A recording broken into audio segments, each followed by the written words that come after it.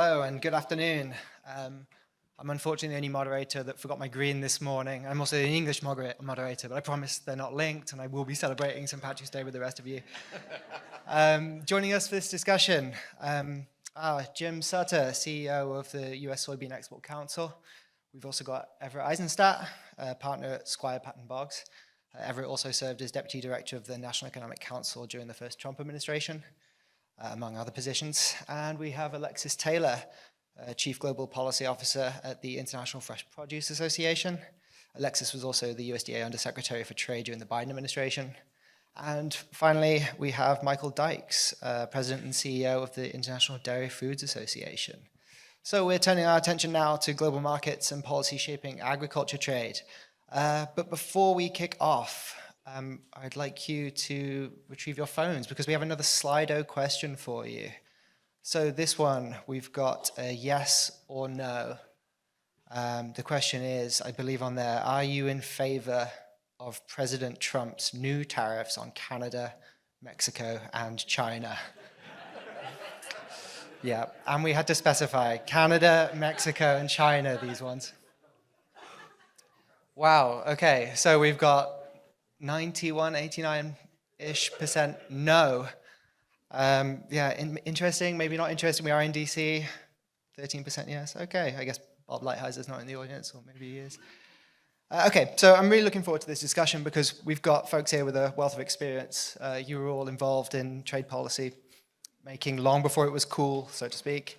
And it's obviously now become a kitchen table issue for households across America. And in Trump's second term, trade policy seems to be in some ways economic policy. You know, tariffs are being floated as a way to reshore domestic manufacturing, balance the budget, pay for lower taxes for Americans, and address the fentanyl and illegal migration crisis. We mentioned in our question, we've got new tariffs on China, Canada, and Mexico. We've also had new steel and aluminum tariffs as well. And potentially we have reciprocal tariffs on the way. So I wanted to start with you, Everett. Based on what we've seen so far, how does the second Trump administration's trade policy approach differ from his first administration? Well, I thought of two ways. Now I've thought of three. So first, the pace is obviously much, much faster. During the first administration, it took about a year and a half till tariffs really kicked in. It started kind of slow with the 201 on washing machines and the 232, and then, of course, the 301 China tariffs, which two of those are still in place, the 232 steel and aluminum tariffs and the 301 on China. So the pace now, obviously, we're, 55 days, I think? I'm not sure I have it exactly right, but more or less. And we already have tariffs imposed on some of our largest trading partners. We already have threats of retaliation. So the pace is much, much faster. Second, as you noted, the rationale was debated vigorously during the first administration. We would have policy debates about tariffs. Are they a tool or are they an outcome? And some people in the administration at that time really thought tariffs were the best policy, best economic policy, that they would make America rich, and that was their position. Others felt that the tariffs were great as a negotiating tool to, you bring up tariffs and maybe get others to lower barriers. So now they're both. Now they're everything. They're not just they're an outcome and a tool and a revenue raiser. So that's very different. And then I think the third is the central place they are in the president's economic agenda. They're not a sideshow. They're one of the centerpieces. And I think that's a big shift that's really impacting the psychology of a lot of traders and companies.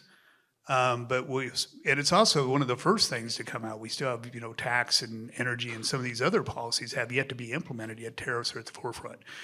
So that's a few ways. I could probably come up with more, but that's probably enough to set the scene.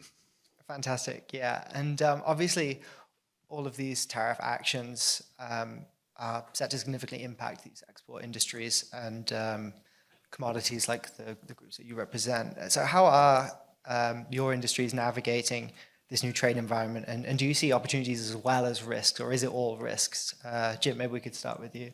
Great. Well, thank you very much for the question, Oliver. And clearly, from the answer that came up on the screen, there's a strong opinion one way or in one direction on that question.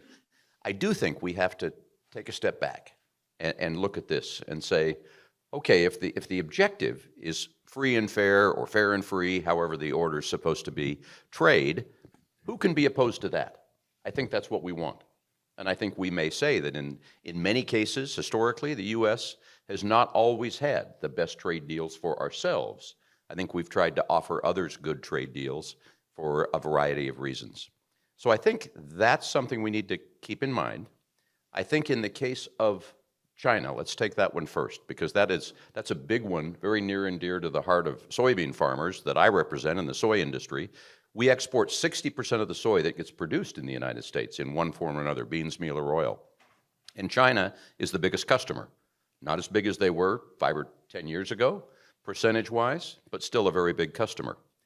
And personally, I believe that if we can get back to something like the Phase 1 trade agreement that was signed on January 15th in 2020 and was hailed by President Trump, President Xi, and many as something that was really going to improve the way that the U.S. could interact with China on a trade basis. We're going to try and level the playing field and improve many of the problems that we had. And it started to do that. And then COVID hit, and then there was a change in administrations. But if we could get back to that, if this tariff that we've put in place today is a catalyst to get back to something like that, then I think we could have a good outcome here. Now, we'll have to see how it progresses. But if anything, this is a little selfishly from a U.S. soy perspective, this is not a bad time to be putting a tariff on and trying to get some feedback or some results from it, because normally our exports to China slow down at this time of year, and South America kicks in, and then we really pick back up again in September or October when we're harvesting our crop. So I've got a kind of a 5 or 6 month window that I'm looking at to see something happen there. And then in the case of Mexico and Canada, they're very important trading partners. Mexico is usually the number 2 or 3 customer for U.S. soy, and we have a long relationship with Mexico, and we've done a lot of things between their industry and our industry. We have a fantastic logistical system, the way that the U.S. is so connected to Mexico. So that one, it looks to me like there's going to be a sort of a pragmatic outcome. Hopefully we will not actually see tariffs come into place on soy going into Mexico or other agricultural commodities. I hope something will be able to be relieved.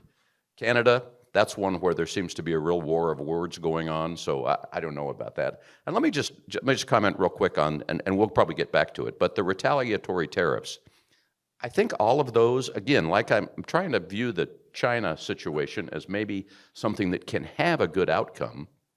These retaliatory tariffs and the fact that there's a threat out there that they're going to be put in place, or there's talk that they'll be put in place, that opens up the door for negotiation, just like a free trade agreement does.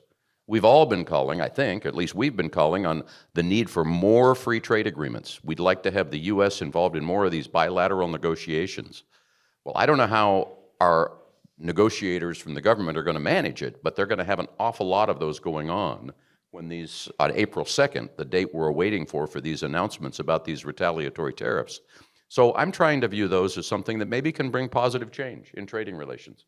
So yes, risks. I think our big risk is the U.S. is viewed to be a real reliable and consistent supplier, and this is maybe putting a little dent in that. So I think we need to quickly get through that so we can maintain our relationship as a reliable and consistent trade partner. And Alexis, do you see some of the same opportunities? I'd maybe start on risks. So there is, I think, a risk about those business-to-business, buyer-to-seller relationships. We are hearing it from some of our members when they are talking to their buyers, say, in Canada. Obviously, we all hear about what's going on in Canada and really the move, some of the just anger that they're feeling towards the United States right now, their move as consumers to not buy American, to look for different suppliers. We are hearing that from our members who have had long-term relationships selling into Canada. Also, I think there's obviously some geopolitical risk that we have to acknowledge that is happening right now. We saw, so tariffs did go into effect. Let's also remember that for 3 days, March 4th, 5th, and 6th. And what we saw on specifically fresh produce, because when you put tariffs on right now, the immediate impact, fresh produce is coming across the border, both borders, and back and forth every single day. We saw decreased volumes on those 3 days from our members. In particular, we're hearing that from members in Texas. So there was an immediate impact. Now we're kind of back to normal, but there are hard conversations, I think, going on with those business-to-business relationships. I do think, there is also some opportunities. So in the fresh fruit and vegetable side, we know there are trade imbalances. When you look at the trade deficit, and I don't think that's always a great indicator, but it is one that is being talked about a lot. A lot of the trade deficit is being driven in the agricultural space by our horticultural produce trade. So we do think there are some opportunities as well to really talk about some of the underlying drivers there that we see for our members in the United States. Stable, reliable labor, regulatory challenges that they continue to have had over the past several years. And so we think it's an opportunity to try to level set some of the challenges to make them more competitive in the United States marketplace. And Michael, same question to you as well. Yeah, I think for us, we are an export-dependent economy as well. We exported about $8.2 billion to 145 different countries last year. 18% of the milk produced in this country is exported. So we need exports, and our exports are growing. I think the one word that comes to my mind in all of this is uncertainty. We too, I agree with the other panelists here, we see opportunities in this if it's done with clear objectives and short term. I think the thing it brings is uncertainty in the marketplace. Jim hit upon reliability. When you're making pizzas, if you don't have cheese today, you're out of business. So it's a day-by-day deal. Our harvest is every day. It's perishable. So reliability is extremely important to our customers. I've had members tell me that they lost significant customers in Trump 1 and still yet today don't have them back yet. So building customer relationships take a long time. They're built around trust. And when you lose that and that gets broken, that takes a time to repair that. Having said that, we see opportunities here. We have places around the world where we could be advantaged. I think the other uncertainty that this brings is we have $8 billion of CapEx slated for dairy infrastructure growth. So the business community doesn't do well with uncertainty. And what will be the returns, and do we continue? Do we go forward as the previous plans we had now that we're in this period of time? Do we wait? Do we hold up? What do we do? So those are other things that are happening within our dairy sector. Everett hit upon it as well. The speed with which this is happening. Members are calling, wanting to know what this means, what that means, and I used to tell them, I don't know, hang on for an hour or two and it will most likely change. So we're in some fast-moving, ever-changing, challenging times here to balance all the interest. And our members are internationally as well, so they're on both ends of this a lot of times. And I would say another thing that's important to all of us in food and agriculture today, we're operating with integrated supply chains. We bring in things here, we make other things with them, and we export them out as something different and a value add. So they aren't just simple products a lot of the times. So again, I'm with the rest of the panelists. We see opportunities here. Let's see how the next few months go. But we see opportunities because we need new trade agreements, and we've not had new trade agreements in the last 4 years or so. So for us, Mexico is our #1 market, Canada's #2, and China's #3. So those have all three been in the news most recently. Yeah, Jim, you mentioned the China relationship as well in the Phase 1 agreement. Countering China's unfair trade practices was obviously a key pillar of Trump's trade policy during his first term. And Beijing's been on the receiving end of some of his opening tariff salvos. I was just wondering, where do you see the US-China relationship going from here? Is the Phase 1 deal the vehicle that gets revived and we push for those purchasing commitments, and or not? And what does it mean for US ag exports more broadly as well? Yeah, I think that's a good question, and I touched on that a little bit in my first comments. But I think we can't we can't really underestimate the importance of China as a market certainly for U.S. soy, but for many U.S. agricultural commodities. And I think it's a market where organizations like ours have been working for a long time. U.S. farmers have invested a lot of money into those sort of relationships. And I think it's too big a market for us to just say goodbye to it overnight. And I think that in many cases that would be very, very difficult to do. So I think we have to try. As I mentioned before, I think the Phase 1 agreement that was negotiated, it took a lot of time. And there were several people, some of them are in this room, that worked very hard negotiating that agreement over many months. And it took a lot of work to get to that agreement. So I think if we can try and revive it, or at least learn from it, that would be beneficial. We all read in the press, and we talk to various organizations in China or various companies in China, people. I think they're less interested in having a trade war today than they were some years ago. In some ways, maybe they're a little better prepared for it because they have diversified their supply chain, just like we've diversified, our industry's diversified its markets for our products. But that said, they do not want to get in a situation, in my opinion, where they're sourcing almost all of their needs of something like soy, which is a big import need of theirs, from one country in South America. I don't think they want that. They want a balanced group of suppliers, and I think we can offer that to them. So I think we have to try and think about the high-level issues, and our government needs to do that, but balance that against the agricultural trade interests that are so important for our farmers. And I think, I remember I was at a presentation or a meeting, and I heard at the time Vice President Xi make the comment that agriculture trade is the ballast in the relationship between China and the United States, and the sometimes stormy relationship, I think is how the translator put it. And I think those are very good words, because clearly that relationship can be quite stormy sometimes. But historically, agricultural trade has helped to balance that. So I hope that we can do that again, and I hope that that'll be something that this administration, just like the last time they did with the Phase 1 agreement, that they can pull that, make that a priority again. And Everett, did you have any thoughts on the future of the U.S.-China relationship as well, where it's headed? Well, I do. We'll see. I think one of the key points that has been raised is, at the end of the day, are we able to get any more market access out of this? Because we certainly have the leverage, and we've never had leverage like this before. And there's been persistent trade barriers in both tariff and non-tariff for many, many years. So hopefully this is it. We're going to get those resolved and open some markets. That's certainly the case with China as well. I do believe that the president is interested in negotiating an agreement with China.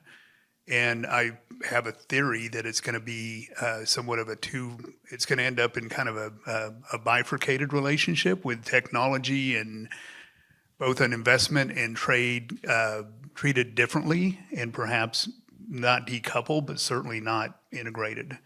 And that's because a lot of that's national defense related. At the same time, for agriculture and for a lot of commodities and other products, there needs to be the trade, because we need the market, they need the food, right? So it's perfect. It makes a lot of sense. So to me, that's a natural, synergy that's going to evolve, and it's going to take some time. And the one thing that worries me the most is, what do we not see? What is the black swan event that we don't see? And can we manage the turbulence between now and then? If we can, I think we may end up in a spot that might look better perhaps than it did even during the first term. But we got a lot of work to do. I think Everett's right. I think Jim as well. China's too big to ignore. There are too many issues there that we'll just walk away from. And I like Everett's comment, they need food, especially if you talk to Chinese politicians. One of the things they want to make sure of is that they don't have 100,000 or 10 million or 100 million people without food today. That is something for Americans we don't really think about every day. But if that goes for 2 or 3 days, you've got a political upheaval inside your own country. So I think there's opportunities there, whether it's Phase 1, whether it's something new.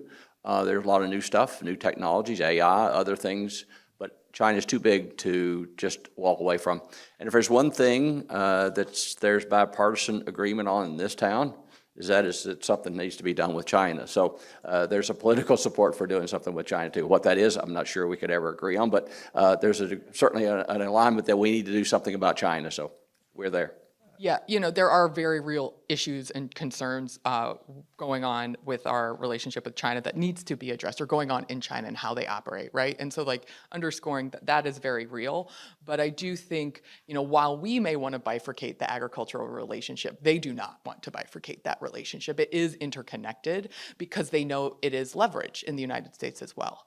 I think, Jim mentioned something at the top about the U.S. is a reliable trading partner. I think what China saw in 2017-18 is the U.S. wasn't a reliable trading partner, and that they needed to diversify their suppliers, right? And we see that more and more of Brazil's production coming online, corn, soy, beef, right? They're opening new market access to Brazil because that is a new supply chain that they can get product from. When I look at just the numbers from the fresh fruit and vegetable exports, we haven't recovered from that trade war with China. On average, from 2015 to 2017, we were exporting about $450 million worth of products. From 2020 to 2024, that has dropped on average to $236 million worth of fresh fruit and vegetable a year. So when you lose some of these markets, it's very hard to get them back. And I think, for us, as we look to what's going on right now with Canada, with Mexico, which are our top two fresh fruit and vegetable, fresh produce export markets, it's really concerning. When you lose those businesses, they look for alternative supplies, and then they stay with those alternative supplies. And I think we've seen that in China. And so just really being cognizant of the long-term impacts as we're trying to bifurcate that relationship, but I think China does not want to. I want to hop over to Slido for a moment because we've got a question on China, which is particularly interesting. So this issue of the shipbuilding and some of the proposals that have come out of that Section 301 investigation, USTR, among many proposals for spurring domestic shipbuilding, has suggested that we could add a surcharge to Chinese vessels coming to US ports, or mandate a share of US exports being shipped on US-made vessels. Our question from the audience is, are you concerned by the administration's Section 301 proposals on Chinese shipping, and will they negatively affect US ag exports and impact competitiveness? I'm willing to throw this open to anybody that might have any thoughts on this. I certainly have some Jim. thoughts. I'm glad that someone raised that, and I hoped it would come up in our discussion, because I think it should be top of our list in terms of a threat, a near-term threat to U.S. agricultural exports, because this is something that would cut across all commodities, that would go in bulk vessels, and I guess possibly container vessels as well. And the idea that we would start to tax or put a levy of $1 million or $1.5 million on every vessel that is either Chinese made or Chinese flagged, or ship owners that may have a vessel on order in China, it would very significantly hurt the competitiveness of U.S. agricultural products. Simple math is, if you put $1 million levy on a ship, and if you're going to load 2 million bushels on that ship, 50 cents a bushel would be the cost. And that's not going to change the world market price. So whoever is ultimately selling that crop, the U.S. farmer, will receive 50 cents a bushel less for it. I think that is very problematic. And I talk with a lot of export companies. We have a lot of those as members of our organization. This is very concerning to them, and they are telling me that it is effectively really kind of shut off future trade between the U.S. and other countries around the world, companies in other countries today. And that's very concerning, because prices are low today. We want people around the world to be booking these low prices and creating demand, and that will hopefully take prices back up again. If we put something in place that essentially kind of shuts trade off because of this uncertainty, something totally different than tariffs, this is a different issue, I think that is a problem. And so hopefully people will kind of realize that that this just is not a practical way to approach this problem. Alexis? Yeah, I think we're concerned from the export side, but we're also concerned from the import side. We import a lot of our fresh produce And part of that is because of the seasonality of it, the counter-seasonal aspect of it, or just the non-competitive nature, right? Bananas, pineapples, things we don't grow in this country. And so the impact it could ultimately have, not just on our own producers who are exporting, but also consumers ultimately to pay higher prices. You know, we need more Americans to eat more fruits and vegetables. We don't eat enough to meet the 5 recommended servings a day, right? So anything we do to add cost, limit availability is bad ultimately for the health of our country. And so I think there's a two-sided, there's 2 sides to this coin, and both are problematic and concerning. Yeah, just to pile on, I mean, I think it's an underestimated negative impact. This concept is very impactful on how trade's going to be done, where it's going to be done. You could even have people avoiding certain ports because they don't want to pay the fee. It's just not worth it. So we're talking about throwing in a concept here that could, you know, for products that aren't, some of the margins aren't that high. So when you start throwing this kind of valuation, this $1 million port entry, this is going to be very impactful. So I hope it's well thought out. They are taking comments, and I hope that there are some other ideas that could get us, because it is a problem and it needs to be addressed, but I'm not sure that some of the remedies proposed are going to do it and might have some pretty negative impacts. I think we've seen a taste of this during COVID, when we were competing with the opportunity cost of containers going back empty. We couldn't get product on containers. So, and we knew what that was, and I think it'd only be a fraction of what this possibly could be. Everett raised comment periods. I think that's another place. Some of the turnaround time on these comment periods, the tariffs have already been announced before the comment period has been announced. I think having additional input from a broad cross-section of food and agriculture would be instructive and would be helpful. So I would beg for, give us a chance to interact and share some perspectives on some of these things. And pivoting to Canada and Mexico, Trump signed the USMCA during his first term, and that agreement comes up for review next year, where parties will meet to decide whether to extend it or update it or continue to meet annually until it expires in 2036 for similar conversations. In recent weeks, the president's taken issue with Canada's market access for US dairy, and multiple lawmakers are urging the Trump administration to put this on the table as part of that review process. Michael, I want to start with you. What would you like to see addressed as part of that review process next year? Well, for us, Mexico's important as our number 1 market, but Canada, the pricing agreements in the USMCA on dairy pricing are to be rediscussed and reevaluated this year. So that's front and center for us. We have 2 issues on the Canadian, on the dairy side of things. One is the TRQ administration, making sure that's administered fairly. There are such terms in there as regularly in the market, but it's difficult to get into the market because most of the tariffs go to those that are already processing Canada. So it's tough to get in there. Anything that's over quota is probably 250, 270% tariff on over quota. That's on the TRQ side, 90%. We have yet to fill the quotas. The TRQs. We run on average about 27% fill rate on the quotas. On the pricing issues, back when we negotiated the USMCA, I spent quite a bit of time with the folks at USTR on that, and how do we navigate that. Part of the process we had there was the cross-subsidization and the pricing around Class 7 pricing scheme for raw milk. Once we did USMCA, they changed the name of it. It's now Class 4A, but basically they're pricing raw milk prices for protein-rich products at below the cost of production.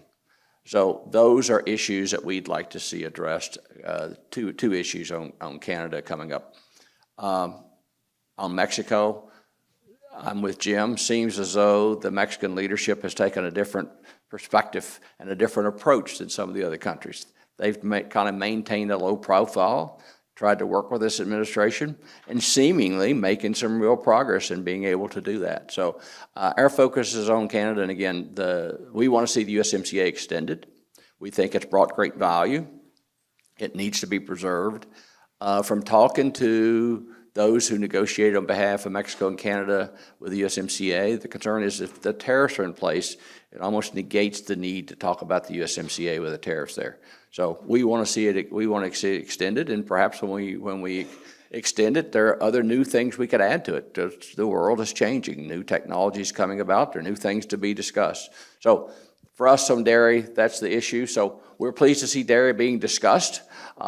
We just want to make sure we got the facts grounded in the facts and we make progress with it. And maybe I'll throw this to Alexis and Jim. Is there anything as part of that agreement that you'd like to see updated or added onto as well?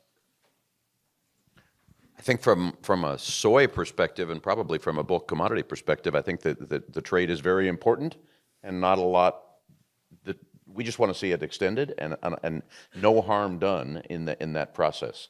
I mean, there are discussions, and sometimes you hear points come up on different types of products that either the Mexicans or the Canadians want, and I think all of those are opportunities for our U.S. suppliers to be able to ship them a slightly different product. But it needs to be negotiated on open economic terms, and normally that's how it works. So that's okay. For us and our members, fresh produce, floral, specialty crops are some of the most traded commodities in the North American continent. USMCA, NAFTA before that really set that stage. We also believe, I talked a little bit about that trade balance, what's driving it in the ag space, specialty crops, fresh fruit and vegetable exports and imports. And so we believe that tariffs can be a targeted tool to address some of the imbalances and inequities, but we want to have that conversation in a more narrow context of USMCA. That's not the conversation we're having today. It's hard to even think about for our members what that conversation is when they're counting down the days that a 25% tariff may hit their products, and then the retaliatory measures that are on the flip side of that. And so we welcome, I think, that discussion and how we can continue to refine USMCA for our members in these products and making sure our consumers have access to these healthy, nutritious, fresh produce products and floral items, but it's not the conversation that we can really tee up to have today while we have this looming tariff threat over our members' heads. Yeah, in the context of that tariff threat and the review, Everett, how likely is it that we see parties either agree to extend the agreement or agree to certain updates that need to be made in the near future?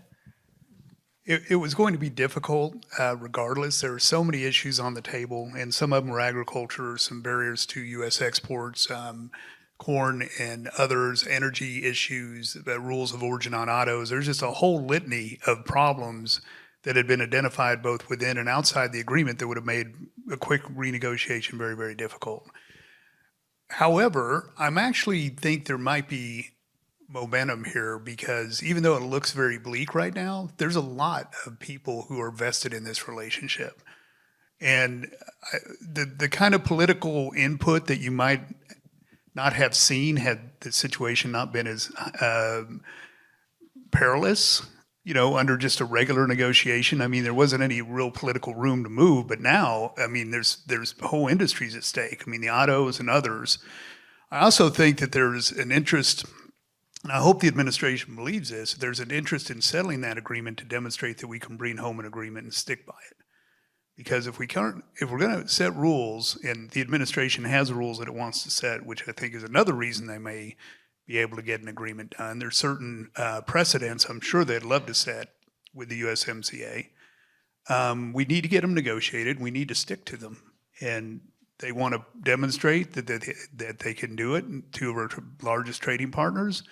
There's a lot of issues dealing with China that they can kind of put a template in place that would demonstrate for others that there's a methodology here and a place to go. So I'm a little bit hopeful on that, although at this point in time, I would not predict the date. So to be seen. I think that's an important point that Everett made. This administration, President Trump did USMCA the first time, and it was an improvement of NAFTA. So I think, Everett, the point you made about extending it is extremely important to demonstrate that we can be adhere to the rules, and we can be expected to follow through on the things we've committed to. So I for those reasons too, I'm optimistic this will be extended. We'll have to see how we navigate around tariffs at the same time we're talking about extending the agreement. But I think it would help us with China and elsewhere around the world too, to say that we can be expected to follow through on prior commitments. Maybe we improve on them, maybe we modify them with changing conditions, but we can be seen as following through. Right, and I would just add my support of those comments, Everett, and I think, I hope that what you're saying is true, and that's kind of what I have been thinking is all of these changes and the things we're all kind of spinning our heads trying to keep up with are there to create a situation that allows negotiations to take place and really to get some results that we want. And so happy to hear others saying that same thing, and I think we all need to be supportive and patient, and I think the key thing that I think about is how do we make sure we don't too much damage our reputation as a reliable and consistent supplier. As Alexis said, some people are saying we're still suffering from that. I mean, how do we, in this time period, while all this stuff is going on, how do we make sure we're not hurting our reputation? I think that's a key thing we need to be thinking about in our industries. So on to new markets. So the president is notoriously both a tariff man and a deal maker. And during his first term, he pursued multiple market opening deals with the UK, with Kenya, among others. So far in the second term, he said that the US will hold talks with the UK and with India on trade pacts of some kind.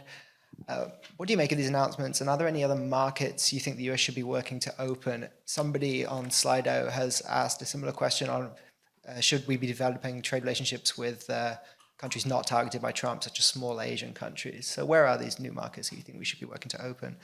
Maybe I can start over with Michael.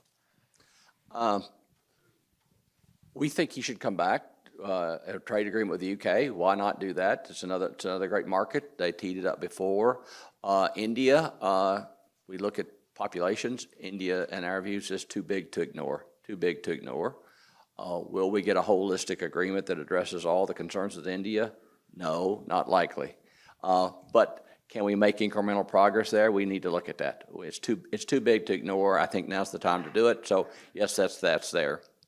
I think the other thing is the Southeast Asia markets, the boundary countries to China, clearly opportunities there. And again, I think diversifying our market is important. Like I say, we exported dairy products to 145 different countries last year. So there are a lot of places out there. Our product is protein rich, and the world is protein hungry. So there's a great opportunity in all of that for us. So we're optimistic. I think also certainty in these trade agreements. So India, for example, we don't fix every problem, but we can fix some of these problems around these certificates, and we can be confident that they're going to stick. Then we can invest capital. We can make the changes necessary to meet the needs and meet the requirements if we know there's going to be a market there. But if we negotiate something today on requirements and then they change next week, it's hard to make the changes in the system to comply. So we're optimistic about all those things. We need to be looking for opportunities in a lot of places. 1.4 billion people in India. It's just too big, in my view, it's too big to ignore. I was going to go to Alexis. You obviously dealt with the Indian officials as well on that topic. Any thoughts on whether we'll get agriculture as part of that deal? I think there is an opportunity with India in particular right now. Modi has said, he wants to move to a more export-focused economy. He wants to double the Indian economy and exports by 2030. I have worked in various aspects with the Indian government in different roles. I was in India for the very first time when I was at USDA, the first time in 2016. And I can tell you it was probably some of the most contentious, difficult meetings I had ever had, and maybe to this day still have had. Fast forward when I was in India last year with USDA, totally different tone, totally different a desire for a relationship. And so I think there is an opportunity in our bilateral relationship.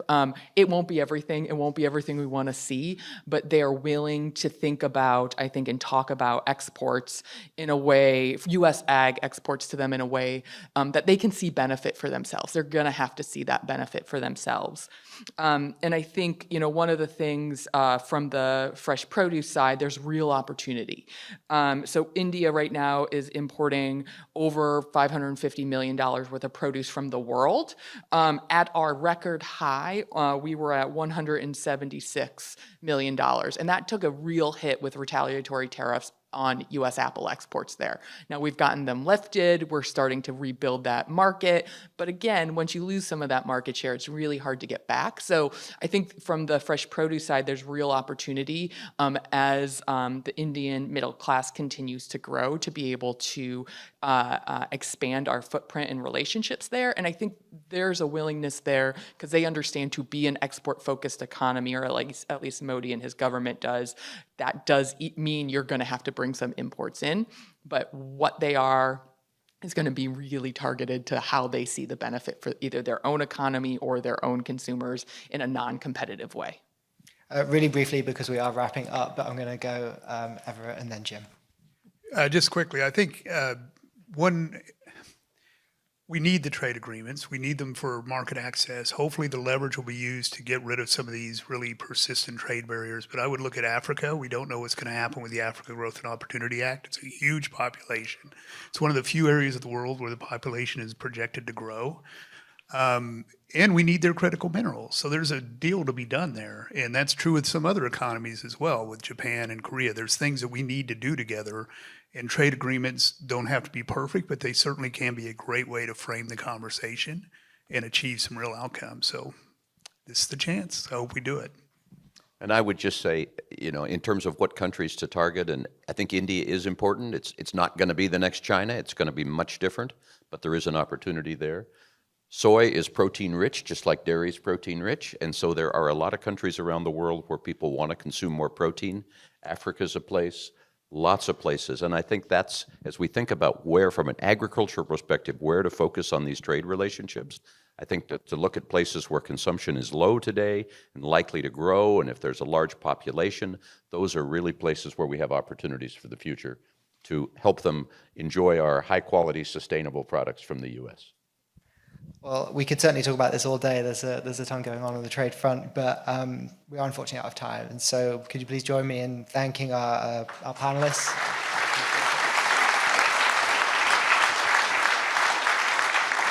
And before we head into lunch, please remain seated because we have a message from our sponsor, Farm Credit. This is the America we all depend on. These are the farmers who help build it. And every day, Farm Credit is here, just as we've been for more than 100 years, supporting rural communities and agriculture with reliable, consistent credit and financial services. In good times and bad, we provide loans to America's farmers and ranchers, farmer-owned cooperatives, rural homebuyers, agribusinesses, and rural infrastructure providers. From spring thaw to first frost and all the weather in between, Farm Credit understands the challenges and rewards that come with farming. We help agricultural producers feed the world and rural economies thrive. Our infrastructure lending helps provide rural towns with access to clean water, modern telecommunications, and reliable energy, ensuring rural families and businesses have the resources they need to prosper. We're cooperatives, locally owned and governed by our customers. So our commitments go beyond finances. We are deeply engaged members of our communities, supporting local 4-H and FFA chapters, farmers markets, and community services for the future of America's farmers and the food they provide to families every day. Farm Credit will be there. Learn more today.